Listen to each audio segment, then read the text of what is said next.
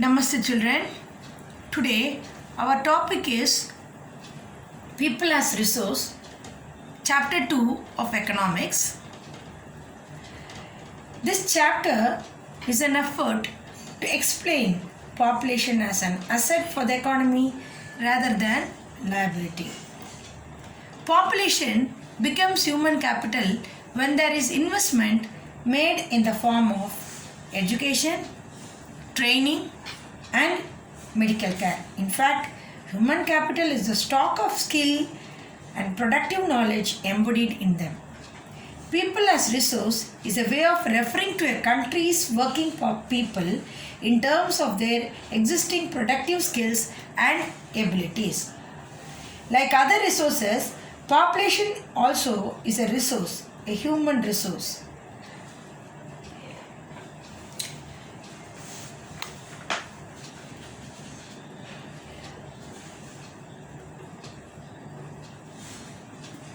Other resources like land, labor, physical capital, human capital. Which capital would you consider the best? Human capital, is it not?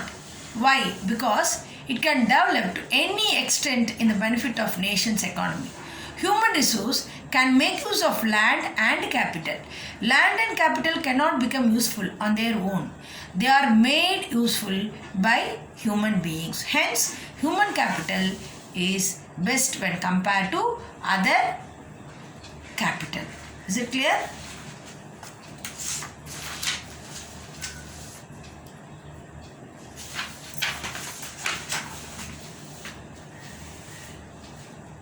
Investment in human capital through education, training, medical care yields a return just like investment in physical capital. This can be seen directly in the form of higher incomes earned because of higher productivity of more educated or better trained people, as well as higher productivity of healthier people.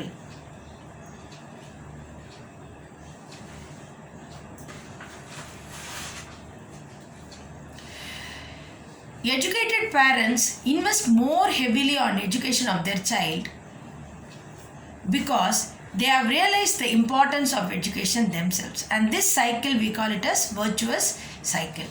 Whereas the cycle created by disadvantaged parents who themselves uneducated and lacking hygiene keep their children disadvantaged state. Hence this cycle we call it as vicious cycle. Countries like Japan have invested in human resources. They did not have any natural resource. These countries, even then they are called as developed and rich countries. They import natural resource needed in the country. They have invested on people, especially in the field of education and health. These people have made efficient use of other resources like land and capital.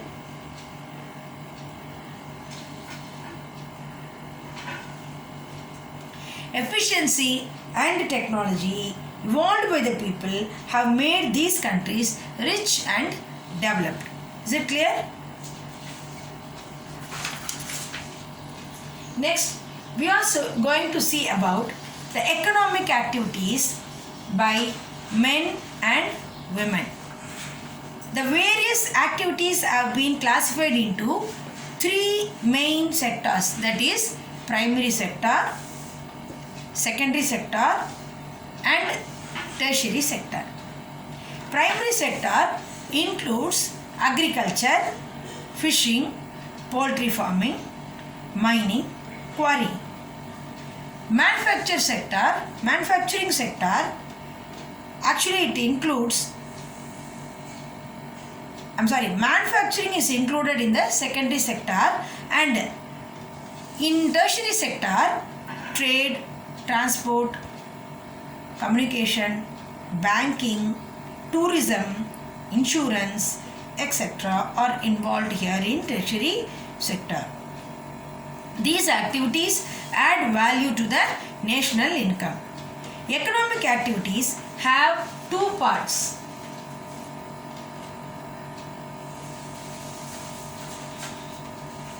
Economic activities performed by men and women have two parts. One is market activities, the other one is non-market activities.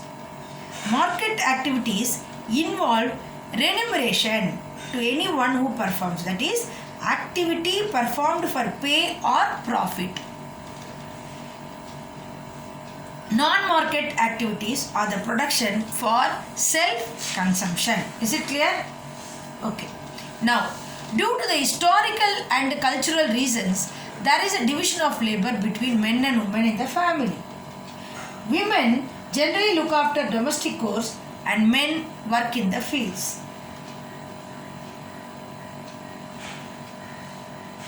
Women are paid low when compared to men. Why? Because majority of women have meager education and low skill formation.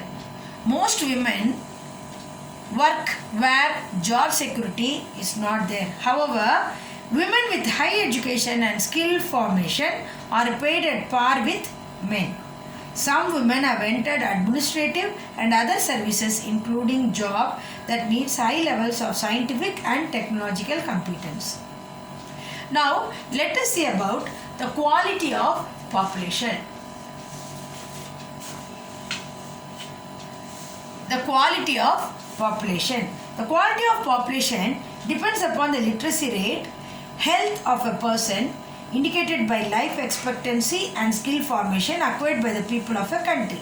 The quality of population ultimately decides the growth rate of the country. The illiterate and unhealthy population are liable for the economy, whereas literate and healthy population are an asset. Here, in the field of education, how education plays a vital role in human capital formation. Actually, education opens a new horizon. It provides a new aspirations and develop values of life. It contributes towards the growth of society. It enhances the national income, cultural richness, and increases the efficiency of governance. Actually, there is a provision made for producing universal access, retention, and quality in elementary education with a special emphasis on girls. Setting up of schools like Navodaya Vidyalaya in each districts, அதே மாதிரி vocational streams have been developed, and then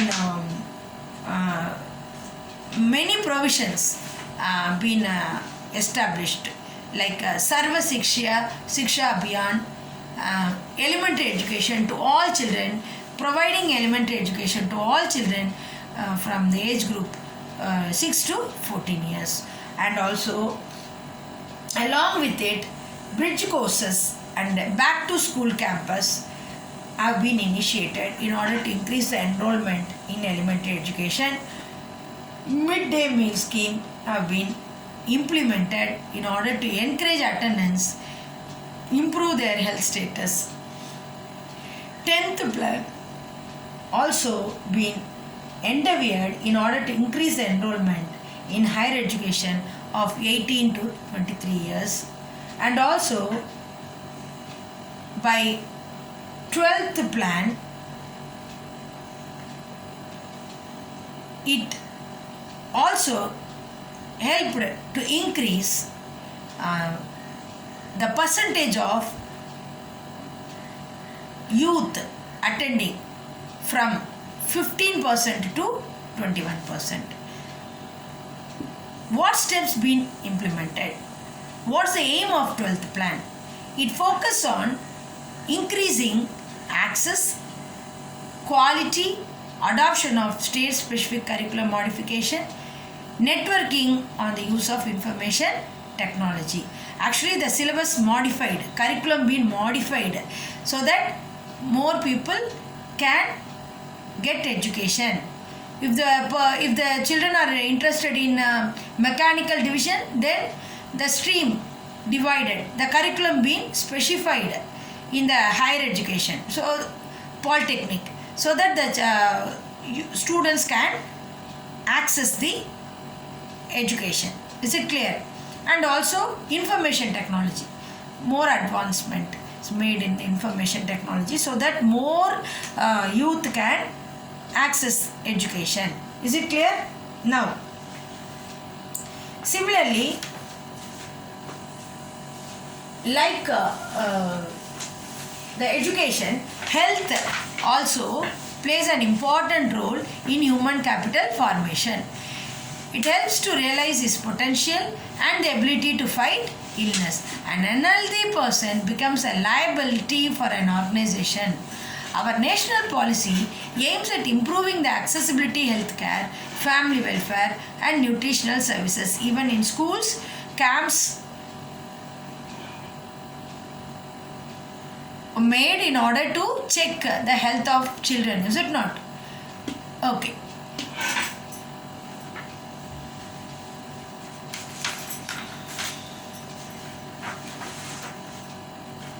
Then, now let us see about unemployment. What is meant by unemployment? It is the state that exists when people who are willing to work but cannot find job. The situation of not being able to find a job, we call it as unemployment. Here in India, unemployment exists in, we have unemployment in rural areas, urban areas.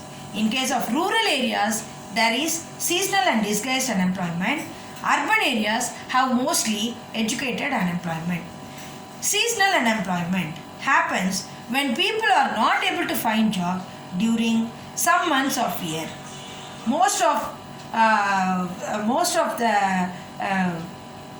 Mostly we can see this in the field of agriculture. Actually, there are certain busy months, busy seasons when sowing, harvesting, weeding, threshing is done. Certain months do not provide much work to people dependent on agriculture. And then disguised unemployment பார்த்தோம்னா, people appear to be employed.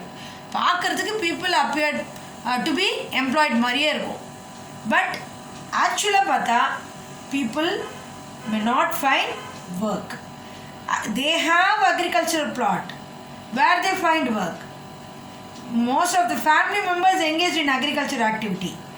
The work that requires the service of 5 people but engages 8 people. Actually, the work requires 5 people and 8 members being engaged in the agricultural activity. 3 people are extra. If 3 people are removed, even then the productivity will not decline. So hence this type of unemployment we call it as disguised unemployment. Now in rural areas we can see educated unemployment. Here many youth with matriculation, graduation, post-graduation are not able to find jobs. A paradoxical manpower situation is witnessed over here. There is unemployment among technically qualified person in one hand, while there is a dearth of technical skills required for economic growth. So actually, unemployment leads to wastage of manpower resource. People who are an asset for economy turn into liability because of unemployment. Unemployment tends to increase economic overload. The quality of a life of an individual as well as the society is adversely affected. Hence, unemployment has detrimental impact on the overall growth of an economy. It wastes the resources which could have been gainfully employed. Employment scenario in 3 sectors, that is primary, secondary and tertiary. What is the employment scenario? Agriculture பார்த்தோம்னா most labor absorbing sector. இங்கே வந்து decline ஆகிட்டே இருக்குது இந்த dependence of population. ஏன்னா most of the people moved to either secondary or tertiary sector. Secondary செக்டரில் பார்த்தா small scale manufacturing is most labour absorbing division. Is it clear? And then in tertiary la pathona various new services are now appearing like biotechnology, information technology and so on. So this is the scenario you can see. The employment scenario can be seen in the 3 sectors. And this is all for the lesson People as a Resource, children. Thank you.